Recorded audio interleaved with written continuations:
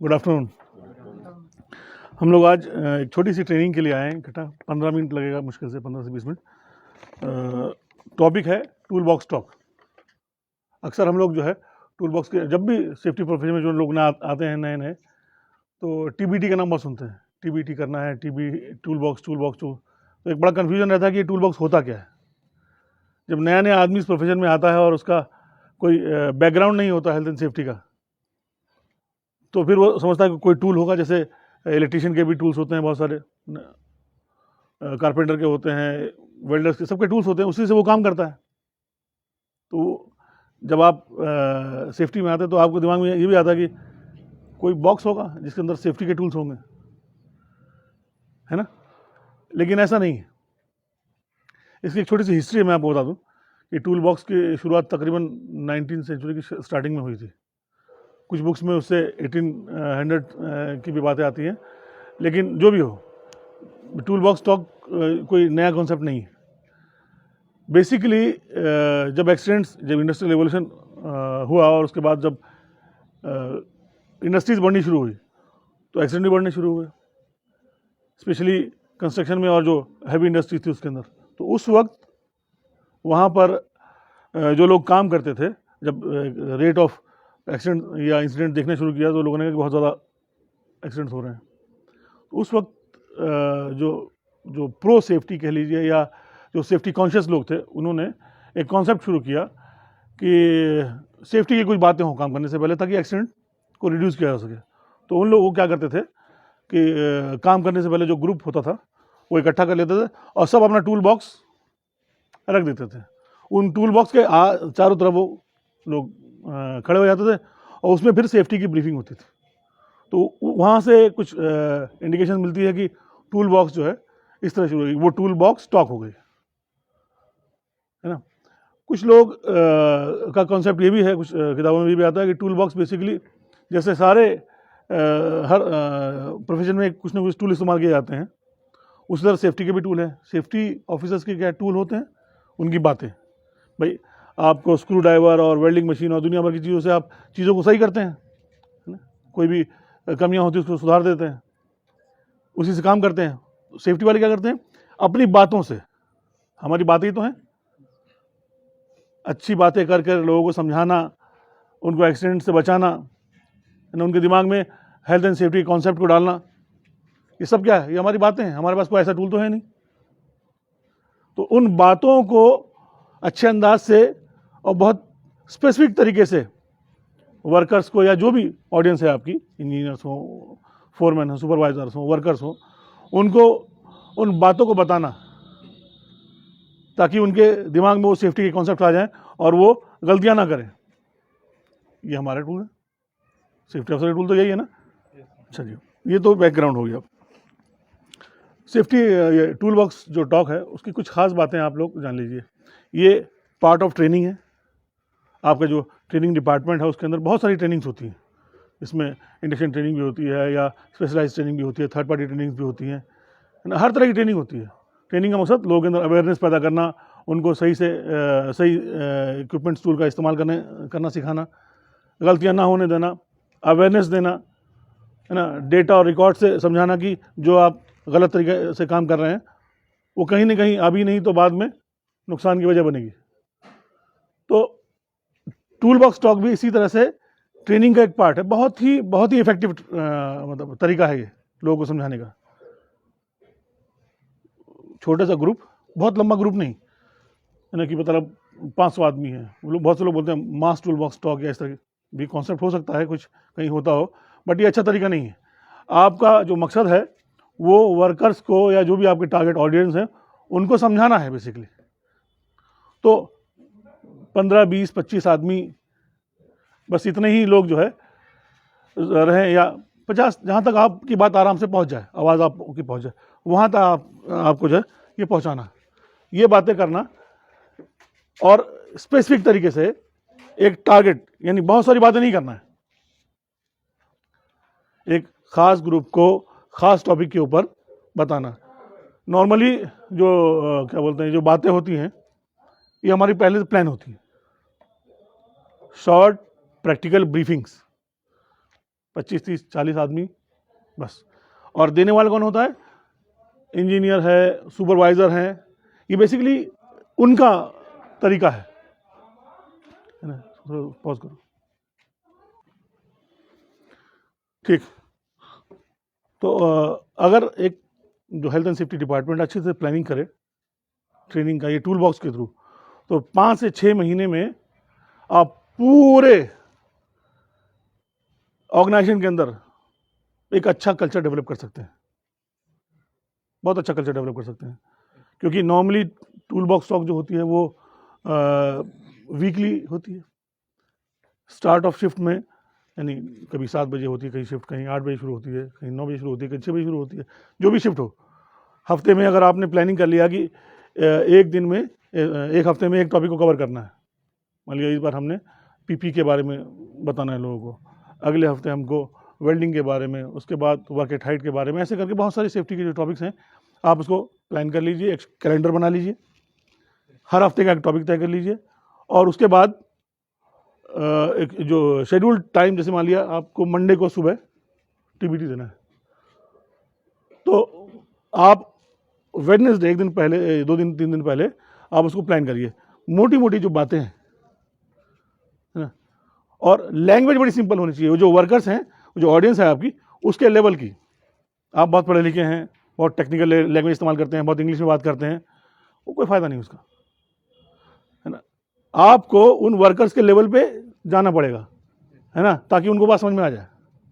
वो आपके लेवल पे नहीं आ सकते, इसलिए कि अगर वो आते तो फिर आपकी जगह वही होते, क्योंकि वो इतना नहीं पढ़े लिखे हैं या इतना एलेबोरेट चीज़ों को नहीं कर सकते, सोच नहीं सकते अंदाज से, इसलिए आपको उनके लेवल पे उतार कर उनको बातों को समझाना है, उनकी लैंग्वेज में समझाना है।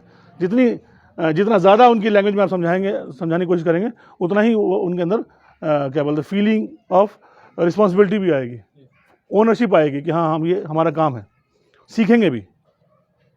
तो आपने इन चीज़ों को दिमाग में रखने के बाद आपने प्लान कर लिया पूरे हफ्ते, तो वेडनेसडे को आपने पूरा एक टीबीटी तैयार किया, टॉपिक्स तैयार किए, पॉइंट्स तैयार किए, और उसके बाद आपने देखा कि जो इंजीनियर जिसको टीबीटी देना है, या जो फोरमैन है, जो सुपरवाइज़र उसको देना, उसको ये आप पहुंचा दीजिए, उसको बता दीजिए इसको पढ़ लीजिए अच्छी तरह से, कुछ चीज़ समझ में नहीं आ रही तो पूछ भी लीजिए। देखिए टीबीटी का काम आपका नहीं है, सेफ्टी का काम टीबीटी नहीं है। सेफ्टी ऑफिसर्स या सेफ्टी डिपार्टमेंट इसको सुपरवाइज़ करता है, इसको अरेंज करता है ना, क्या क्या चीज़ कवर होनी चाहिए वो सब अरेंज करता है। लेकिन जब टीबीटी देना होता है, वो काम करने वाला जो एक्चुअल सुपरवाइज़र है, लाइन मैनेजर जो भी है, उसका काम, क्योंकि वो उनकी अटेंडेंस लगाते हैं, वो उनका टाइम नोट करते हैं, ओवर टाइम लगाते हैं, उनकी बात वो ज़्यादा ध्यान से सुनेंगे। फिर एक चीज़ दूसरी है कि ये रिस्पॉन्सिबिलिटी जब वो इंजीनियर सुपरवाइज़र निभाएंगे और वो बोलेंगे कि ऐसा करो ऐसा नहीं करो, तो फिर वो ये काम गलती से ये भी नहीं कहेंगे भाई आपने कहा था सर पीपी पहनने के लिए, आपने कहा था ये करने के लिए, आप कह रहे हैं कि बिना सेफ्टी काम करो या जल्दी भी काम करो, आप ही ने तो समझाया था हमको। तो जब आप इंजीनियर सुपरवाइज़र जब इस काम को करेंगे, तो फिर वो इस चीज़ को डिनाई नहीं करेंगे, हमने तो बोला था, सही भी है, हमने कहा था पीपी पहनने के लिए, हमने कहा था कि स्कैफोल्डिंग में टैग जब तक ना हो तब तक चढ़ना नहीं है, हार्नेस पहनना है, इंस्पेक्शन करना है, ये करना है, सारा काम जब आप करेंगे कहेंगे, तो आप ये नहीं कह सकते कि हमने तो बोला नहीं था, या आप कहेंगे भाई, क्योंकि कोई भी आदमी फिर क्वेश्चन करेगा ना कि देखो बोलता कुछ है करता कुछ और है। तो बेसिक ये रिस्पॉन्सिबिलिटीज़ वो इंजीनियर सुपरवाइजर्स की, जो उनके लाइन मैनेजर उनकी है। आपको वो चीज़ अरेंज करना है, उनको देना है, उनको समझाना है, उनको बताना है कि आपको ये बातें करनी है, ये बातें जब आप कर लेंगे उनको दे दीजिए। अच्छा एक चीज़ और, लैंग्वेज का बड़ा इशू रहता है। आपके ग्रुप में बांग्ला बोलने वाले हैं, तमिल बोलने वाले हैं, है ना, कोई उड़िया बोलने वाला है, पंजाबी बोलने वाला है, आपको हर जो भी आदमी, क्योंकि कम्युनिकेशन है ना, ये ट्रेनिंग है, तो जब तक उसको समझ में नहीं आएगा आपका पर्पस हल नहीं होगा। तो आपको ये भी मालूम होना चाहिए कि आपकी ग्रुप में कौन कौन लैंग्वेज बोलने वाला आदमी है। तो वो जो आप टीबीटी की तैयारी कर रहे हैं, आप उसका ट्रांसलेशन भी करवाएंगे, और जो आदमी बोलेगा इंजीनियर, तो साथ में जो ट्रांसलेटर होगा वो भी फिर उसको रिपीट करेगा, ताकि हर आदमी को बात समझ में आए क्या कहना चाह रहे हैं इंजीनियर। ठीक, ये ज़रूरी है। उसके बाद आपने पूरी प्लानिंग कर ली, इस हफ्ते आपका टीबीटी है, आपने इंजीनियर को दे दी, इंजीनियर ने सुबह आकर जो भी टाइम है 15-20 मिनट, ज़्यादा नहीं, 1 घंटा 2 घंटा नहीं, कि मौका मिल गया पूरा आज पूरी सेफ्टी पढ़ा दो, नहीं, 15 मिनट 20 मिनट। और अगर आपका ये लेक्चर का स्टाइल बोरिंग होगा तो भी कोई फ़ायदा नहीं, इंटरेक्टिव होना चाहिए, अपनी बातें कहिए, अच्छे अंदाज भी कहिए, है ना, फिर उनसे फीडबैक भी लेते रहिए, बीच में क्वेश्चन भी करते रहिए, ताकि लोग इंगेज रहें, सुनते रहें, ये ना हो कि कोई इधर देख रहा है कोई उधर देख रहा है।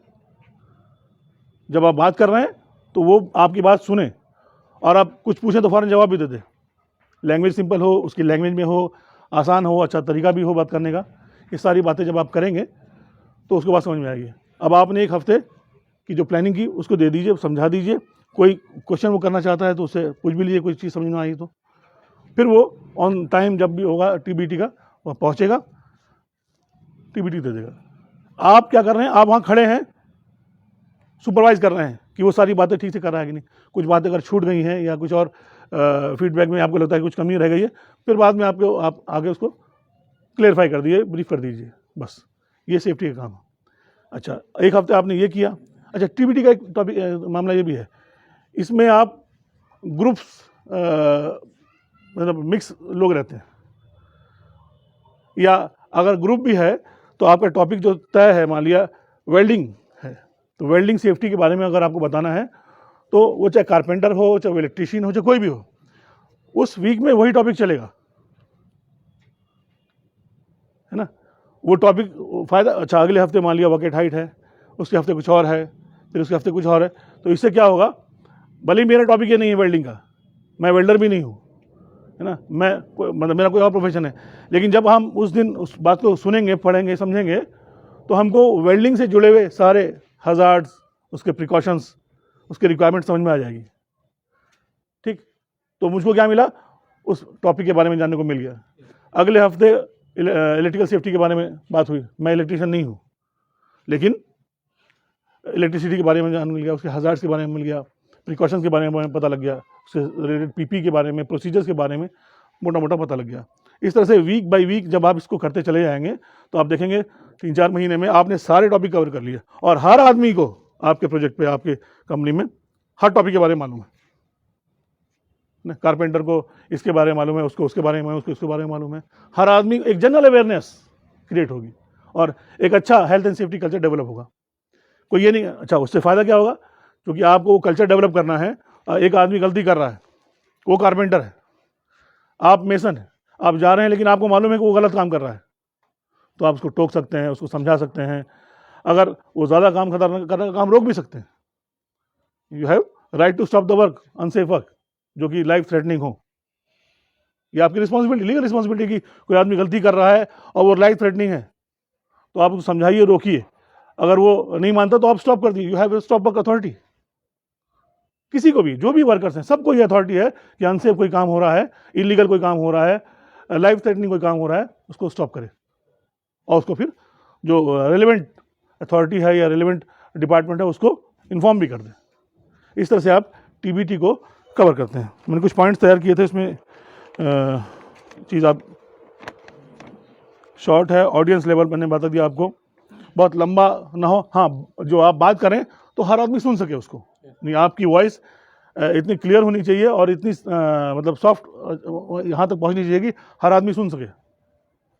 बोरिंग नहीं होनी चाहिए, लैंग्वेज बैरियर नहीं होना चाहिए। उसके बाद आप उसको फीडबैक भी लेते रहिए बीच बीच में। एंड ऑफ द सेशन जब आपने टीबीटी ख़त्म कर लिया तो आप उससे 2-4 सवाल भी करिए, उनसे फीडबैक लीजिए, आपको समझ में आया कि नहीं आया। किसी को कोई सवाल हो सकता है पूछे तो आप उसका जवाब भी दीजिए। किसी को ज़्यादा क्वेरीज हैं और टाइम ज़्यादा हो रहा है तो आप उसको टाइम ले लीजिए कि भाई आप अलग से आगे मिलिए या हम आपसे मिलेंगे, आप अपना नंबर दे दीजिए, तो उनको डाउट्स को भी क्लियर करिए। और उसके बाद ये जितना भी आपने टीबीटी किया है, ये एक पीस ऑफ पेपर में आपने सब लिखा हुआ है, main points, name, topic, date, location, time सब लिख लिया है। उसके पीछे आप जितने भी वहाँ पे अटेंडीज़ हैं, इंजीनियर हैं, फोरमैन हैं, सुपरवाइज़र्स हैं, वर्कर्स हैं, उस सब का नाम, उसका आईडी नंबर, उसका टेलीफोन नंबर और उसका सिग्नेचर, अगर डिपार्टमेंट है तो डिपार्टमेंट, ये भी नोट करके रख लीजिए। ये आपका एक लीगल प्रूफ भी है कि आपने ट्रेनिंग दिया। कोशिश करिए, क्योंकि आजकल एडवांस ज़माना है, हर आदमी के पास मोबाइल है, तो 2-4 फ़ोटोज़ और कुछ टीबीटी की ब्रीफिंग भी ले लीजिए, उसको रिकॉर्ड में रखिए कि कभी ज़रूरत पड़े तो आप बता सकें हाँ हमने ट्रेनिंग दी है सारी चीज़ें। फिर वो वो टीबीटी जो आपने वीडियो क्लिप अगर ली है तो उसको एक बार देखिए, क्या कोई कमी तो नहीं रह गई है, अगली बार उसको सुधारिए। इस तरह से आप भी लर्न करेंगे और आप लोगों को सिखाएंगे भी। ये टीबीटी का एक बेसिक और मतलब ब्रीफ कॉन्सेप्ट, बहुत लंबी ट्रेनिंग का कॉन्सेप्ट नहीं है कि मिल गए 50,000 लोग, 5,000 लोग, 10,000 लोग, 500 लोग, आप उसको लाउड स्पीकर से वो मेला है, वो ट्रेनिंग नहीं है ना, कॉन्सेप्ट। हाँ, कोई ख़ास इशू है जिसमें क्या बोलते हैं, हेड ऑफ द डिपार्टमेंट या डायरेक्टर कोई आ रहा है, उसको कुछ खास बात करनी है, तो उसको आप स्टैंड डाउन मीटिंग के तौर पर वो कर लीजिए। लेकिन वो एक सेफ्टी कन्वर्सेशन हो सकता है, इंफॉर्मेशन हो सकती हैं कुछ डिलीवर करने के लिए। लेकिन ये टीबीटी का जो कॉन्सेप्ट है मैंने आपको बताया। अब इसके बारे में आपको कुछ पूछना है तो पूछ सकता है, you have all the right to ask. ठीक, कुछ कोई क्वेश्चन किसी को? The TBT is one of the very nice technique to impart education, to create a culture, to develop a culture. हमारा और आपका जो सेफ्टी डिपार्टमेंट में जो लगे हुए हैं, उनका काम भी यही है कि एक अच्छा ऐसा सेफ्टी कल्चर डेवलप करना ताकि इंसिडेंट्स रिड्यूस हो सकें, है ना। आपकी कंपनी को आप इस तरह से बहुत बेनिफिट दे सकते हैं, डायरेक्ट और इनडायरेक्ट लॉस से बचाकर। कैसे? क्योंकि जो एंड यूज़र है, जो वर्कर्स हैं, उनको मालूम होना चाहिए कि गलती कहाँ हो रही है। टॉप पे तो मालूम होना ही चाहिए, बट लेकिन जो एंड यूज़र्स हैं, जो वर्कर्स हैं, उनको ज़्यादा अगर नहीं मालूम रहेगा तो फिर ज़्यादा मुश्किल होगी, क्योंकि गलती वही करता है। Okay, thank you.